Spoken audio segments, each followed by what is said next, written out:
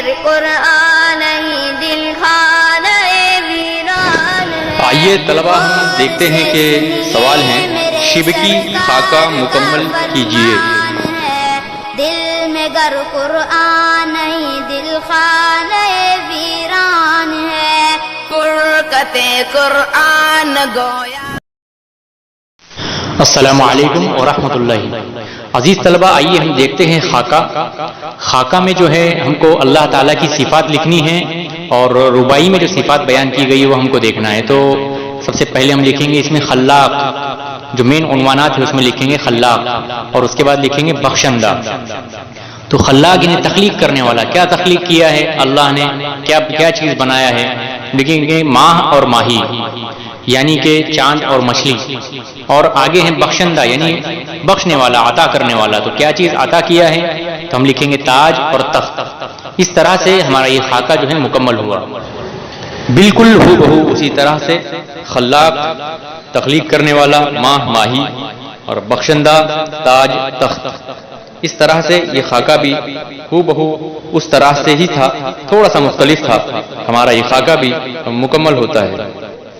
یہاں پر دیا ہوا ہے روشنی دینے والی چار چیزیں، چار بلینک خالی جو خانے ہیں اس میں ہم کو لکھنا ہے کہ روشنی دینے والی چار چیزیں کون سی ہیں جو ربائی میں لکھی گئی ہیں، جو وہاں پر مینشن ہے وہ ہم لکھیں گے۔ تو ہم نے جو ہے پہلے خانے میں لکھا مصباح، یہ عربی میں چراغ کو کہتے ہیں۔ اس کے بعد لکھا ہم نے نجوم، یہ نجم کی جمع ہے یعنی تارے۔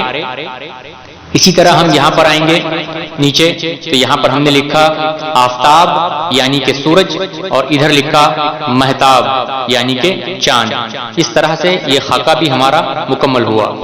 اسی طرح طلبہ آئیے ہم اگلے خاکے کی جانب چلتے ہیں کہ کس طرح سے وہ خاکہ مکمل کرنا ہے، دیکھتے ہیں۔ اسی طرح یہ خاکہ بھی ہم مکمل کرتے ہیں۔ دیکھیے پہلے میں لکھے ہیں آبرو گوہر، دوسرے میں ہے قد، اور تیسرے میں ہے رنگ بو، اور آخر میں ہے بیکار۔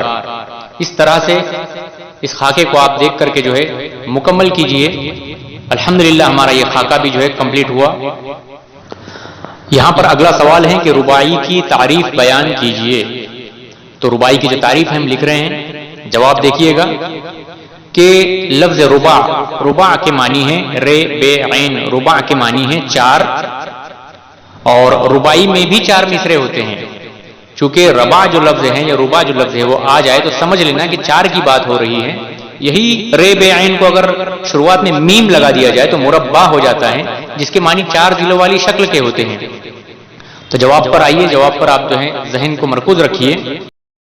ربائی میں جو ہے موضوع کی یعنی ٹاپک کی کوئی قید نہیں ہوتی، مگر ہاں اس میں چار مصرے ہوتے ہیں، یعنی کہ چار مصروں کی قید ہوتی ہے، اور پہلا، دوسرا اور چوتھا مصرع جو ہے یہ ہم قافیہ ہوتا ہے، تیسرا نہیں ہوتا۔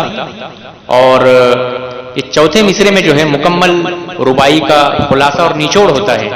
اس طرح سے یہ ربائی کی تعریف ہے، ربائی کا تعارف ہے، اس کو آپ لکھ لیجئے۔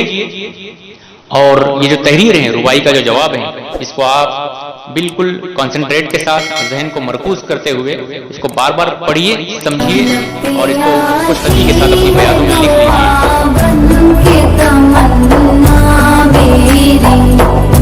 زندگی شم